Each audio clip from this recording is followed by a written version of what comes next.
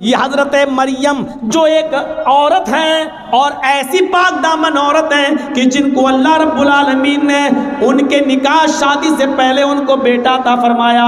حضرت عیسیٰ ان کے بطن سے پیدا کیا, ان کو کسی مرد نے چھوا بھی نہیں تھا, لیکن اس عورت کو بھی اللہ رب العالمین حکم دے رہا ہے, آئے مریم اپنے رب کی فرما برداری کر, اس کی اطاعت کر, وسجودی اور سجدہ کر, ورکعی مع الراکعین اور رکوع کرنے والوں کے ساتھ رکوع کر. حضرت موسیٰ علیہ السلام کو کہا جا رہا ہے, اے موسیٰ سنو, اننی انا اللہ, میں ہی اللہ ہوں, لا الہ الا انا, میرے علاوہ کوئی معبود نہیں. موسیٰ کو اللہ رب العالمین کیا کہہ رہا ہے؟ موسیٰ سنو, میں ہی اللہ ہوں, لا الہ الا انا, میرے علاوہ کوئی معبود نہیں. فاعبدنی واقم الصلاۃ لذکری, اے موسیٰ بس میری ہی عبادت کرو, فاعبدنی میری ہی عبادت کرو, واقم الصلاۃ لذکری اور میرے یاد کے لیے نماز قائم کرو. یہ موسیٰ علیہ السلام کو حکم دیا جا رہا ہے. ابھی ہم قرآن سے ثبوت دے رہے ہیں اور اس کے بعد میں ہندو دھرم کے اوپر آئیں گے کہ دیکھیے کرشن جی بھی نماز پڑھنے کا حکم دے رہے ہیں. واقم الصلاۃ لذکری اور میری یاد کے لیے تم نماز قائم کرو. یہ موسیٰ علیہ السلام پر بھی اللہ رب العالمین نے نماز فرض کی, اور موسیٰ پر نماز تو ایسی فرض تھی کہ موسیٰ علیہ السلام اللہ کے نبی سے بار بار کہتے تھے کتنے وقت کی نماز ہے؟ 50. نہیں پڑھ پائے گی آپ کی امت, پھر جائیے کم کرائیے. پھر کہے کتنی رہ گئی؟ کہ 40. کا بھی زیادہ, اور کم کراؤ. کتنی رہ گئی؟ 30. یہ بھی زیادہ, پھر جاؤ. اب کتنی رہ گئی؟ 20. یہ بھی زیادہ, پھر جاؤ. پھر گئے کتنی رہ گئی؟ 10. یہ بھی زیادہ ہیں. اے موسیٰ کیا 10 تو ٹھیک ہے, نہیں پھر جاؤ. پھر گئے کتنی رہ گئی؟ کہ 5. کب؟ پھر جاؤ. میری امت 2 وقت کی نماز نہیں پڑھ پائی, آپ کی امت 5 وقت کی کیسے پڑھے گی؟ اللہ کے نبی فرماتے اب نہیں جاؤں گا. کیوں؟ کہ اب مجھے بار بار اپنے رب کے پاس جاتے ہوئے شرم آتی. کتنی کم کراؤں؟ 50 سے 5 رہ گئیں, 10 گنا اللہ نے کم کر دی, پھر جاؤں تو کیا بالکل ختم کروا دوں؟ نہیں, اب نہیں جاؤں گا. 5 وقت کی فرض ہو گئی. تو موسیٰ علیہ السلام پر بھی نماز فرض تھی. حضرت ابراہیم علیہ السلام کے اوپر بھی یہ نماز فرض تھی. جب حضرت ہاجرہ کو اور ان کے پیٹ سے پیدا ہونے والے بچے اسماعیل کو جب حضرت ابراہیم علیہ السلام نے بیابو گیا وادی پہ چھوڑ دیا, غیر ذی زرع آبادی میں چھوڑ دیا, ایک بیابان جنگل میں میدان منا میں چھوڑ دیا, اور جب چلے گئے دور گئے تو فرمایا ربنا انی اسکنت من ذریتی بواد غیر ذی زرع عند بیتک المحرم لیقیموا الصلاۃ. اے ہمارے رب, اے ہمارے پروردگار, ہم نے اپنی ذریت کو, ہم نے اپنی اولاد کو, ہم نے اپنے بیوی اور بچے کو ایک ایسی بیابان جنگل میں چھوڑ دیا ہے جہاں ان کا کوئی پرسان حال نہیں ہے, جہاں ان کا کوئی دیکھ ریکھ کرنے والا نہیں ہے سوائے تیرے. اے اللہ, میں نے ان کو غیر آباد, غیر مانوس جگہ پر ہم نے ان کو چھوڑ دیا ہے. بجلی نہیں ہے, پانی نہیں ہے, کھانا نہیں ہے, ایک بیابان جنگل میں ہم نے ان کو چھوڑ دیا ہے. بے آب و گیا وادی میں ہم نے ان کو تیرے بھروسے پر چھوڑ دیا ہے. اے اللہ, اس لیے یہاں چھوڑا ہے کہ ان سے آبادی بڑھے, پھلے پھولے, لیقیموا الصلاۃ, تاکہ یہاں یہ لوگ جب پڑھنے لگے اور آبادی بڑھ جائے تو نماز قائم کی جانے لگے, نماز پڑھی جانے لگے. ہم نے کیسے بے آب و گیا جنگل میں وادی میں چھوڑ دیا ان کو, لیقیموا الصلاۃ, تاکہ یہاں نماز قائم کی جا سکے, نماز ادا کی جا سکے. ابراہیم علیہ السلام پر بھی نماز فرض تھی. ایک دوسرے موقع پر ابراہیم علیہ السلام نے کہا رب اجعلنی مقیم الصلاۃ ومن ذریتی ربنا وتقبل دعا. غور کرو قرآن کی اس آیت پر. ابراہیم کیا کہہ رہے ہیں؟ اے اللہ مجھے اور میری اولاد کو نماز کا قائم کرنے والا بنا دے. رب اجعلنی مقیم الصلاۃ ومن ذریتی، اے اللہ مجھے اور میری ذریت کو، میرے بیوی بچوں کو، میری اولاد کو مقیم الصلاۃ، نماز کا قائم کرنے والا، نماز کا پڑھنے والا بنا دے، نماز کا پڑھنے والا بنا دے. ربنا وتقبل دعا، اے اللہ تو ہماری اس دعا کو قبول فرما لے. اے اللہ ہمیں اور ہماری اولاد کو نمازی بنا دے، نماز کا قائم کرنے والا بنا دے. اس سے پتہ چلتا ہے کہ نماز ہر نبی پر فرض تھی. جب مریم کے پیٹ سے عیسیٰ آئے تو لوگوں میں ہنگامہ ہو گیا. ہیں مریم نے بچہ پیدا کیا؟ ارے اس کی تو شادی نہیں ہوئی ہے، پھر بچہ کیسے پیدا ہو گیا؟ خرافاتی لوگ گھیر لیے، مریم بتاؤ یہ بچہ کہاں سے آیا؟ تم تو محراب میں نماز پڑھتی ہو، عبادت میں مصروف رہتی ہو اور اتنی نیک بنتی ہو، اور پھر شادی سے پہلے بچہ؟ یعنی سب کو دکھاتی ہو، ڈھڈورا پڑتی ہو، اور حالت یہ ہے کہ تم نے ایک ناجائز بچے کو جنم دے دیا. شادی سے پہلے یہ بچہ کہاں سے آیا؟ پہلے تو مریم خاموش رہی، جب لوگوں کے تانے وہ سن نہ سکی. بڑے بڑے کمنٹ، بڑے بڑے گندے کمنٹ بھی آتے ہیں نا، کیچڑ اچھالا جاتا ہے نا، اور یہ تو سامنے دکھ رہا ہے کہ مریم کی شادی نہیں ہوئی ہے، پھر بچہ کہاں سے؟ جب مریم اس کمنٹ کو سن نہیں سکی اور لوگوں کے باتیں اور تانے جب برداشت نہ کر سکی تو اشارہ کر دیا اس بچے سے پوچھ لو. مجھ سے کیا پوچھتے ہو، اس سے پوچھ لو کہ تیرا باپ کون ہے، وہ خود ہی بتا دے گا. جاؤ جاؤ. جب مریم نے اس بچے کی طرف اشارہ کیا، قرآن کیا کہتا ہے؟ جب لوگوں سے کہا اس بچے کی طرف جاؤ تو لوگوں نے کہا کیف نکلم من کان فی المہد صبیا. اے مریم تو مجھے اس کے پاس بھیج رہی ہے جو پالنے میں جھول رہا ہے، جو گہوارے میں کھیل رہا ہے، جو ایک چھوٹا سا بچہ ہے، وہ کیا بولے گا؟ کیف نکلم، ہم کیسے اس سے بات چیت کریں جو گہوارے میں پڑا ہوا ہے، جو پالنے کے اندر پڑا ہوا ہے، جو جھول رہا ہے، جو کھیل رہا ہے، حالانکہ وہ ابھی چھوٹا سا دودھ پیتا بچہ ہے. وہ ہم سے کیسے بات کرے گا؟ ہم اس سے کیسے گفتگو کریں؟ وہ ہمیں کیا جواب دے گا؟ جواب تو تمہیں دینا ہے. تم بتاؤ کہ یہ بچہ کہاں سے آیا. کیف نکلم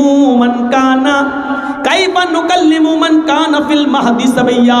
اے مریم اس بچے کے پاس کیا بھیجتی ہے؟ وہ تو پالنے میں جھول رہا ہے، وہ تو چھوٹا سا بچہ ہے، وہ ہماری بات کا کیا جواب دے گا؟ ابھی اتنا کہا ہی تھا قوم کے لوگوں نے، اتنے میں وہ بچہ یعنی عیسیٰ علیہ السلام اسی جھولے سے آواز دیتے ہیں، اسی پالنے سے، وہ گہوارے سے بولتے ہیں انی عبداللہ اتانی الکتاب وجعلنی نبیا وجعلنی مبارکا اینما کنت وَأَوْصَانِي بِالصَّلَاةِ وَالزَّكَاةِ مَا دُمْتُ حَيًّا. عیسیٰ علیہ السلام جو ابھی دودھ پیتے ہیں اپنی ماں کا، وہ بچہ جواب دے رہا، دودھ پیتا بچہ عیسیٰ، وہ جواب دے رہا ہے آئے میری قوم کے لوگوں، آئے میری ماں پر کیچڑ اچھالنے والوں، انی عبداللہ، میں اللہ کا بندہ ہوں، میرا باپ نہیں ہے، یہ میری ماں ہے، میں اللہ کا بندہ ہوں. وہ عطانی الکتاب، اللہ نے مجھے کتاب عطا فرمائی ہے، یعنی انجیل دی. آگے بڑے ہو کر جب نبی بنیں گے تو دے گا. عطانی الکتاب، اللہ نے مجھے کتاب عطا فرمائی. وجعلنی نبیا، اور اللہ نے مجھے نبی بنایا ہے. بچہ بول رہا ہے وجعلنی نبیا، اس نے مجھے نبی بنایا ہے.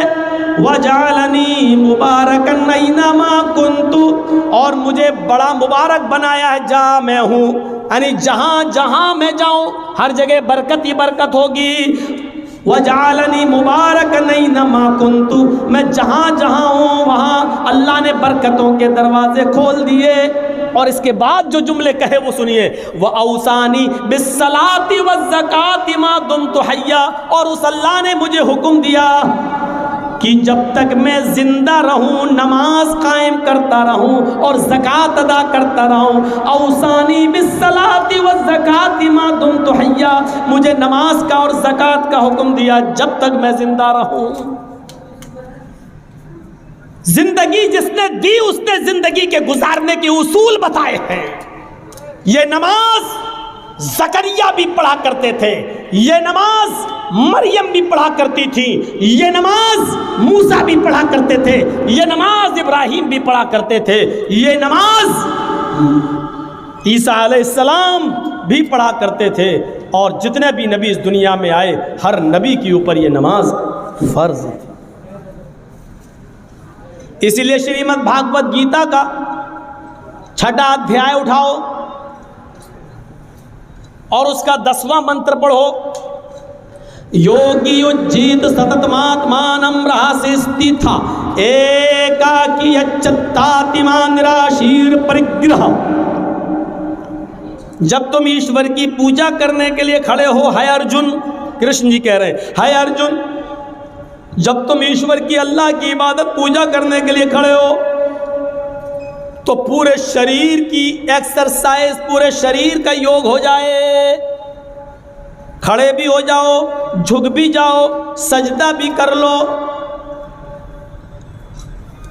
ایک آکی ایک اللہ کے سامنے کھڑے ہو جانا، ستتماتمانم بالکل سیدھے، یچتاتما اور اپنی آتما کو، اپنے دل کو ایک اللہ کی طرف ہی لگانا، ادھر ادھر مت دیکھنا، ہردیا نمہ، سینے پر ہاتھ رکھ لینا اور سر کو نیچے جھکا لینا، نمہ سر جھکا لینا یعنی سجدے کی جگہ پر۔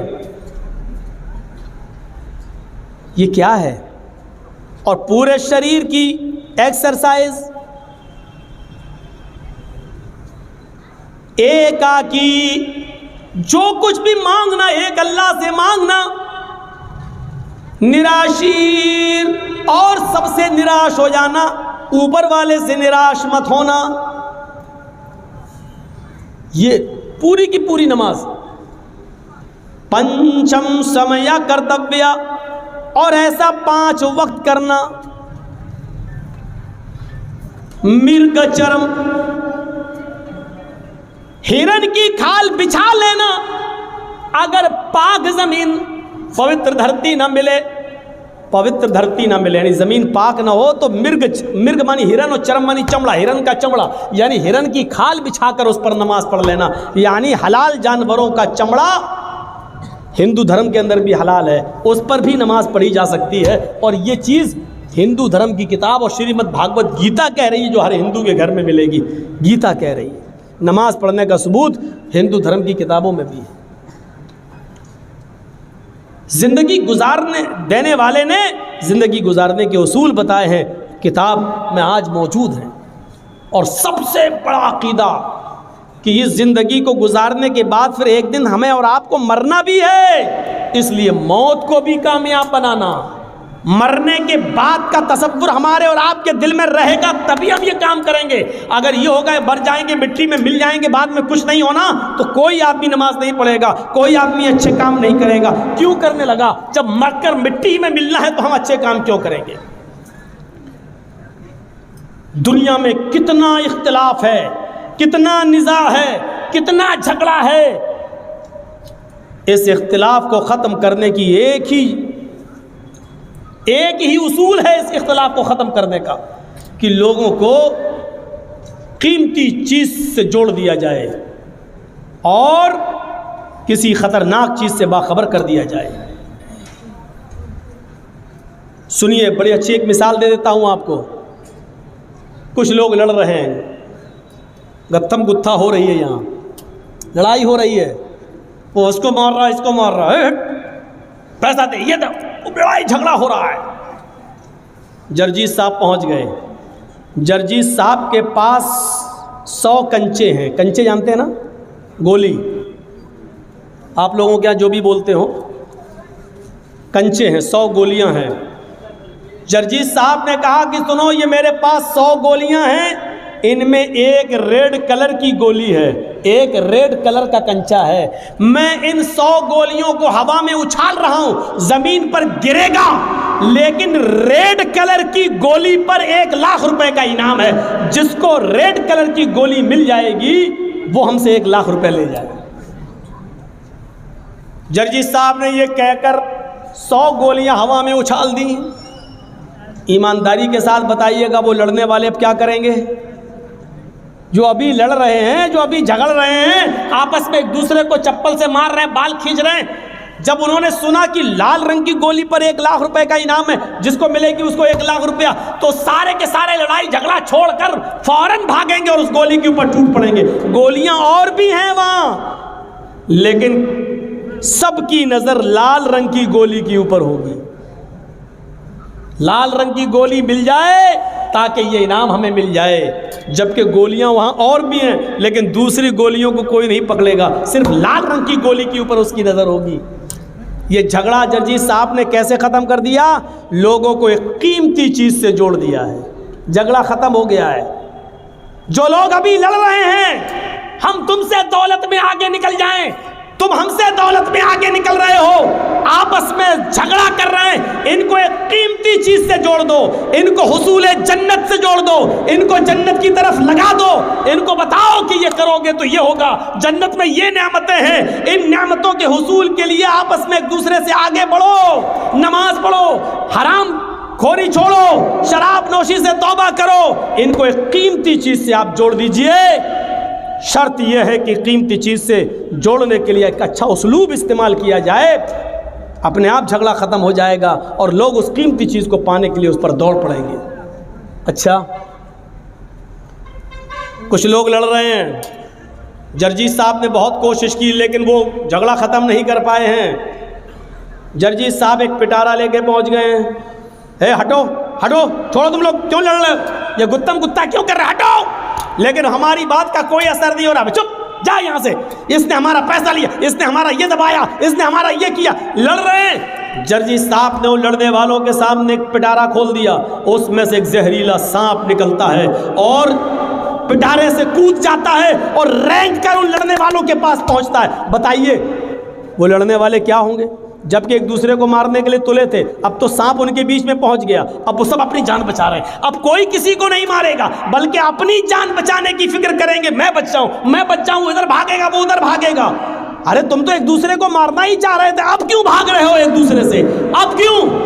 اب ان کو اپنی جان کی فکر ہو گئی ہے، اب وہ اپنا اختلاف، اپنا جھگڑا بھول گئے، اب ان کو اپنی جان کی فکر ہو گئی ہے۔ میرے بھائیوں، ایسے لوگ جہاں اس طریقے کے ہوں وہاں ان کو جہنم کے عذاب سے ڈراؤ کہ دیکھو سود کھانے والے کا یہ عذاب، زنا کرنے والے کا یہ عذاب، چوری کرنے والے کا یہ عذاب، مال حرام کھانے والوں کا یہ عذاب، شراب پینے والوں کا یہ عذاب، ان کو بتاؤ اور ہوشیار کرو کہ دیکھو اس سے ہر آدمی کو اپنے آپ کو بچانا چاہیے۔ اسی کو قرآن کہتا ہے، یا ایھا الذین آمنوا قوا انفسکم واہلیکم نارا، ایمان والو تم اپنے آپ کو بھی جہنم سے بچاؤ اور اپنے بیوی بچوں کو بھی جہنم سے بچاؤ، اپنے آپ کو بھی جہنم سے بچاؤ اور اپنے بیوی بچوں کو بھی جہنم سے بچاؤ۔ اسی علاقے میں کہیں پروگرام تھا، پروگرام ختم ہونے کے بعد جرجیت صاحب اپنے روم میں جاتے ہیں، رات کے تقریباً 1:30 بجے فون آتا ہے میرے گھر سے، میرا 6 سال کا بچہ اس وقت پیٹ کے درد اور فیور میں، بخار میں مبتلا، گھر سے فون آتا ہے 2 بجے، اس کی طبیعت بہت زیادہ خراب ہو رہی ہے۔ جرجیت صاحب کی رات کی نیند اڑ جاتی ہے، فون پہ رابطہ قائم کیا جاتا ہے لیکن ڈاکٹر جو آس پاس کے گھر کے اگل بگل کے تھے ان کے بھی موبائل بند ہیں۔ مجبوراً میں نے اپنی وائف سے کہا کہ تم اپنے بھائی کو فون کرو، جلدی بلاؤ اور اس کو سرکاری ہاسپٹل کی طرف لے کر جاؤ۔ ہماری بیوی اور سالہ لے کر اس بچے کو سرکاری ہاسپٹل کی طرف بھاگتے ہیں، انجیکشن دیا جاتا ہے۔ 2-3 گھنٹے کے بعد جب اطمینان مل گیا کہ بچے کا بخار اتر جاتا ہے اور اس کے پیٹ میں درد میں آرام ملتا ہے، ڈاکٹر نے کہا کل صبح چھٹی کر دیں گے، تب جا کر سکون ملتا ہے۔ میرے پیارے ساتھیوں، ہمارے چھوٹے سے 5, 6, 7 سال کے بچے کے پیٹ کے درد کی خبر سننے کے بعد ہم جیسے لوگوں کی نیندیں اڑ جاتی ہیں، آپ جیسے لوگوں کی نیندیں اڑ جاتی ہیں۔ تصور کرو کہ جہاں ایک چھوٹے سے بچے کا بخار، اس کا فیور اور اس کا پیٹ کا درد آپ نہیں سن پاتے ہیں اور آپ کی نیند اڑ جاتی ہے، قیامت کے دن کا وہ منظر کیسا ہوگا کہ جس دن اپنے بیٹے کو اپنی آنکھوں کے سامنے دیکھا جائے گا لیکن ہم اس سے بھاگ رہے ہوں گے، اپنی بیوی کو اپنے سامنے دیکھیں گے لیکن بھاگ رہے ہوں گے، آج ان کے کوئی کام نہیں آ سکتے ہیں۔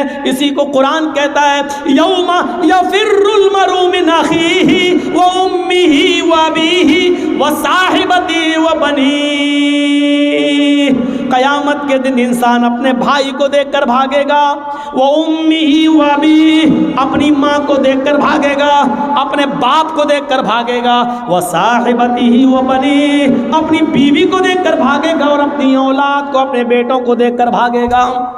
یہ بتاؤ اپنے آپ اختلاف ختم ہو جائے اور لوگ جہنم سے ڈرنے کی فکر کرنے لگے۔ تصور کریں، یود المجرم لو یفتدی من عذاب یومئذ ببنیہ وصاحبتہ واخیہ وفصیلتہ التی تؤویہ ثم ینجیہ۔